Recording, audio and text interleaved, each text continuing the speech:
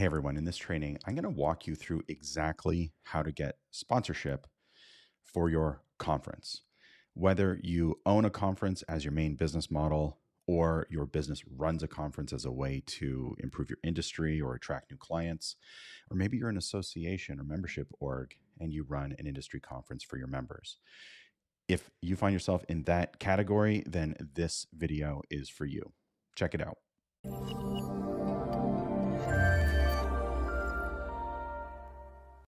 So in this training, I'm going to walk you through step by step on how to get sponsorship for your conference. And just before we dive in, I'm Chris Bayless, founder of the Sponsorship Collective. And while I'm going through this training, I'm going to be referencing a number of templates and systems that you can borrow and install directly into your business. And the best way to find those templates is to head on over to sponsorshipcollective.com. The other thing I want to ask you to do, please, is hit the subscribe button, hit the bell icon, and give us a thumbs up if you enjoy this video. So what's the big deal? Conference sponsorship, you send out sponsorship packages to everyone you know, and then you promise to put logos on signs because that's the most valuable thing any business could possibly want. Bonus points for gold, silver, bronze. Simple, right? Well, you already know it isn't because almost certainly if you're using that model, your sponsorship is stagnating or it's declining. And so let's talk about why that is in this training. I'm going to quote a longtime colleague and friend of mine, Mark Sabaran, that you have to think of yourself in sponsorship as a curator of audience, not a placer of logos. What does it mean to be a curator of audience? It means that you're bringing together your target audience and therefore the target market of brands who want to connect with your audience. Emphasis on connect. Seeing a logo offers no value. There's a reason that at the end of your conference, all of your delegate bags are stacked up by the nearest garbage can because nobody wants pamphlets, leaflets, free pens, or samples. If we think about the benefits of sponsorship from our perspective as a conference organizer, the benefit is cash, but there's more to it than that. If you are a curator of audience, then sponsorship will let you deliver amazing experiences to that audience. So the question becomes, what does my audience want more of? And how can I get sponsorship to deliver that?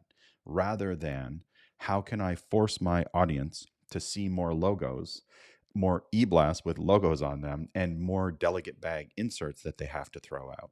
Instead, shift your thinking to how can I provide value to my audience using a sponsor who also cares about that audience.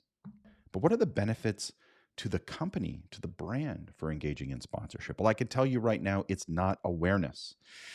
The likelihood that a company is interested only in awareness and just having people know that they have a logo is very low. In fact, if you round up, it's zero.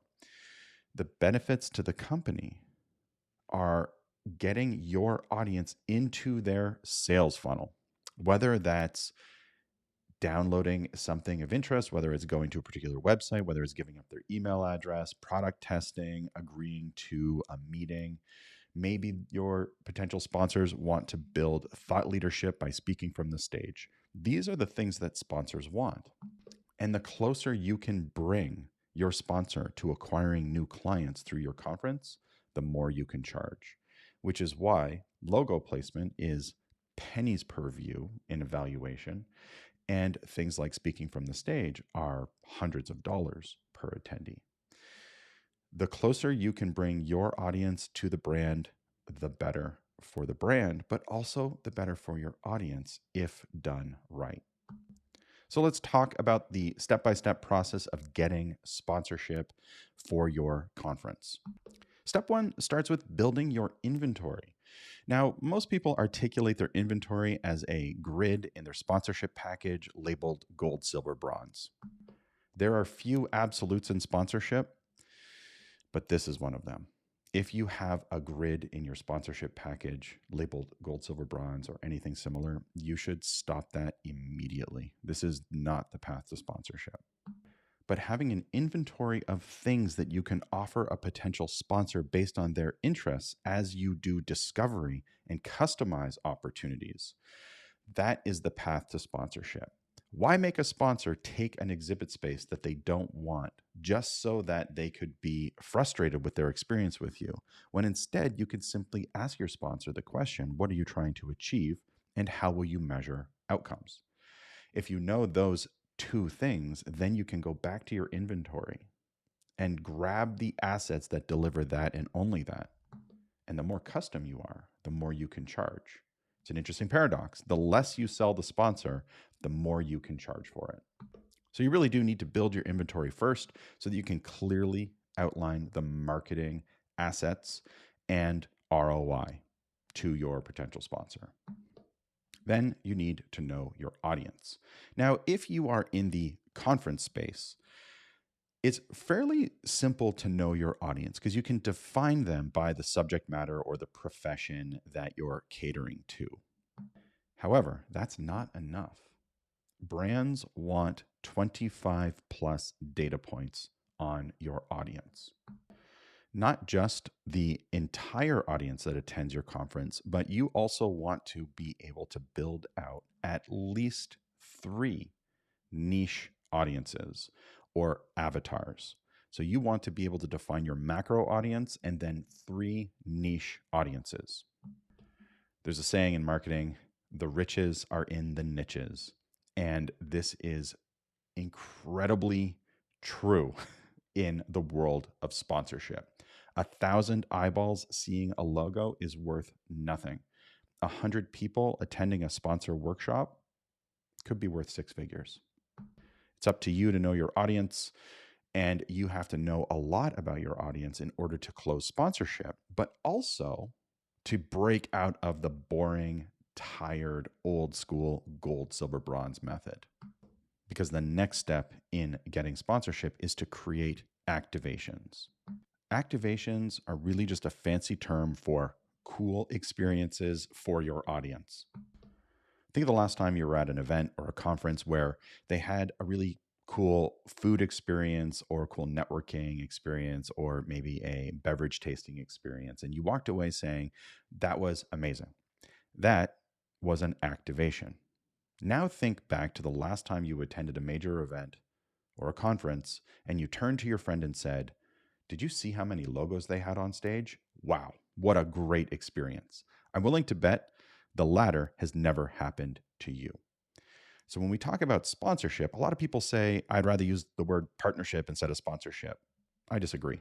If we're going to replace the word sponsorship with anything, it should be with experiential activations. So once you know who your audience is, then you're able to create an amazing experience for each of these niche audiences to attract them, to give them something they want more of. And when you've created these cool experiences, you can then sell those experiences to a sponsor. Sponsors will pay significantly more for these amazing activations than they will logo on a thing. And your audience will absolutely love these activations. So sponsorship done right should bring value to your audience, value to the brand, and put a lot of money in your pocket. In order to close the big sponsorship deals, to sign multi-year deals, and to move sponsors up the sales ladder, you have to know your value. And I don't mean you have to make up your value and divide it arbitrarily across 3 levels in your sponsorship package. This is not knowing your value, and your brands, your sponsors know this to be true. And if the person you're trying to sell to knows that you have no idea what your value is, they are going to win that negotiation. So instead, what you want to focus on is understanding what a brand, what your sponsor would pay for these assets on the free market. Not what they would pay at another conference, another event, but what they would actually pay if they were to go and try to acquire clients in the same way without you. We have some free resources at sponsorshipcollective.com to help you with your valuation. We also use a cloud-based valuation calculator with our clients to be able to really hone in on how much they can charge. But what's important is that you have a valuation philosophy that you can explain, understand, and defend rather than simply making up your values. The overwhelming vast majority of our clients who are making up their values when they meet us are significantly undervaluing. In other words, they're charging way too little. So let's talk about the sponsorship proposal. I like to think of two different types of documents that fall under the definition of sponsorship proposal. There's the business case, which potential sponsors receive before a meeting. The business case has no values, no grids, no call to purchase. All the business case has is an outline of your audience. 50% of a business case should be audience data, an outline of your cool activation ideas, some case studies of how you've worked with sponsors in the past, and a call to action to pick up the phone and call you. The business case goes before a meeting. A proposal comes after the meeting. How do you know it's a proposal? Because it has dollars and cents in it. In order to propose anything to a potential sponsor, you have to know what their goals are, what they're trying to achieve, which is why the proposal only comes after a meeting. So the business case is a marketing document designed to get a meeting with you. The proposal is a sales document designed to outline what was discussed in a meeting and the price you agreed upon with the sponsor. A lot of people send out a proposal before they've ever spoken to a sponsor. You know it's a proposal because it has dollar amounts in it. But how could you possibly know what a potential sponsor wants and what they're willing to pay money for before you've even spoken to them? So when a sponsor says to me, hey, just send me a proposal, I send them the business case to prove that I've got their audience, because my only role as a sponsorship opportunity is a curator of audience. Business case first, proposal after the meeting. If you were going in proposal first, before you've even met, then you are leaving massive amounts of money on the table. So you've got your business case full of audience data. How do you actually get a sponsor to respond to you? Well, you don't get them to respond by sending them a proposal or a business case. Instead, you want to invite them to a meeting, a discovery meeting. You're not really meant to be able to read this slide, but these are the samples of the free templates that we're giving away on sponsorshipcollective.com. These are copy and paste emails that you can send, and it's really, really simple. Hey, potential sponsor name, I see that you do X. I have a conference that attracts these people. Do you want to jump on a quick call and see whether or not we have an opportunity to work together? If it's 3 sentences, it's too long. All you're trying to do is get a meeting with someone interested in your audience. That and that alone. You are not trying to make the sale by email. If you try to make the sale by email, you go into the junk mail. So send short, simple emails like the ones here. And if you just want to copy and paste ours, that's totally fine. Once your potential sponsor agrees to meet with you, and if you use these templates, they will, you want to engage in a discovery meeting. How do you engage in a discovery meeting? You go with the intention of asking questions and not selling. You are not there to pitch. The only thing you're trying to do in discovery is discover. So think of yourself as an investigative reporter. You are there trying to understand the potential sponsors' audience, how they make money, what products they have to sell, how they measure return on investment, what marketing they're already investing in. You want to get a really clear picture of their current marketing efforts so that you can diagnose their problems and then prescribe a solution, which is sponsoring your conference. We had a client who I'm going to call Andrea. Andrea was in a meeting with a potential sponsor. She sat down across from them. No pitch deck, no proposal. She had sent nothing before. And she simply sat across from this individual asking about their marketing goals, their audience, how they get people to buy, how they measure return on investment. And simply by asking these questions and only asking questions, the sponsor across the table from Andrea said, I want to work with you. Nobody has ever just sat across from me and tried to understand what I'm trying to achieve. They typically just want to pitch me. Then the sponsor said, I have about $175,000. Do you have anything in your inventory that we can do together for $175,000? The answer, of course, was sure. Andrea happily put together a custom proposal based on that budget with a number of options. Now, had Andrea sent through her gold, silver, bronze package with an exhibit space and a bunch of logos and e-blasts, and we're going to put a whole bunch of samples in a bag that everyone's going to throw out at the end of the conference, she might have gotten $0 or maybe 25,000, but instead she got $175,000. So you do discovery, you have a great conversation. The potential sponsor across from you says, just send me a proposal. So you send them a proposal, right? Absolutely not. At the end of your discovery meeting, the only thing you have to remember is bam fam. Book a meeting from a meeting. The sponsor says, this sounds great, just send me a proposal. You say, absolutely. And just for my own records, and so I can make sure I get this right, what budget range should I stay within? This amount, perfect. I'm going to send you a proposal. Is there anything else in the proposal besides what we talked about today that I should include? Yes, no, perfect. Let me just summarize what I heard. This is what you'd like to see in a proposal for this amount. Yes, great. Let's meet on Thursday at 3:00 to go over the draft together. Book a meeting from a meeting. If you experience happy ears and assume that just send me a proposal means I'm ready to sponsor you, you are going to be chasing a sponsor who's ghosting you. Instead, we want to book a meeting from a meeting to keep a deadline on the calendar and keep the conversation moving forward. But I can hear you asking, what if they don't want to book a meeting?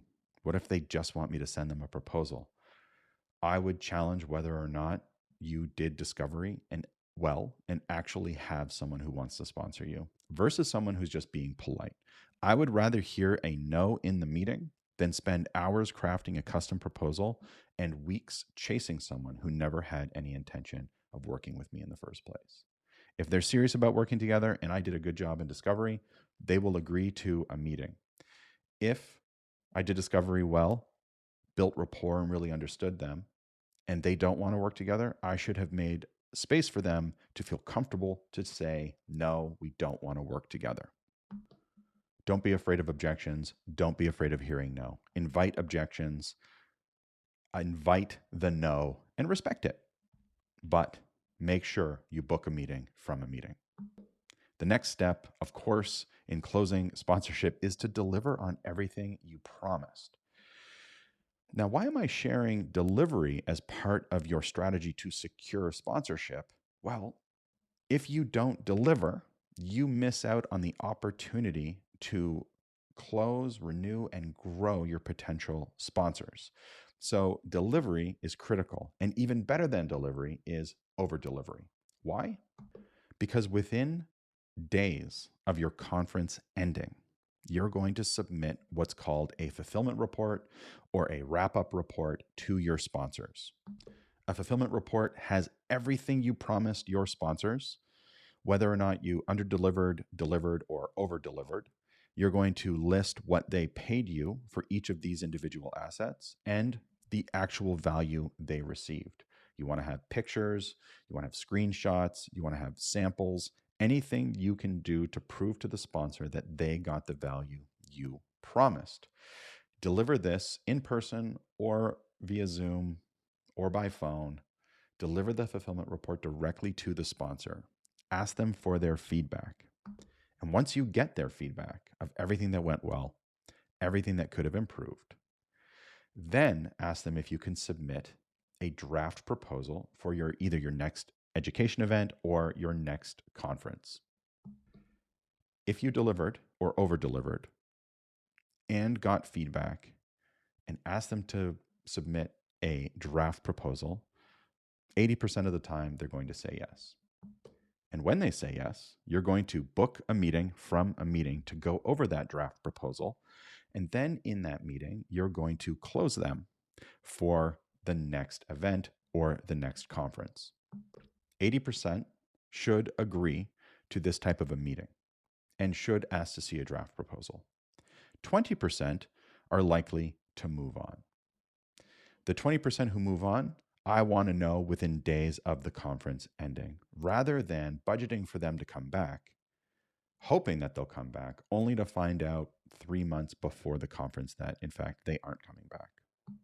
If less than 80% renew using this method of fulfillment report within days, feedback meeting, booking a meeting from a meeting, and delivering a draft proposal, less than 80% of your current sponsors don't agree to come back. This points to a problem with delivery or fulfillment.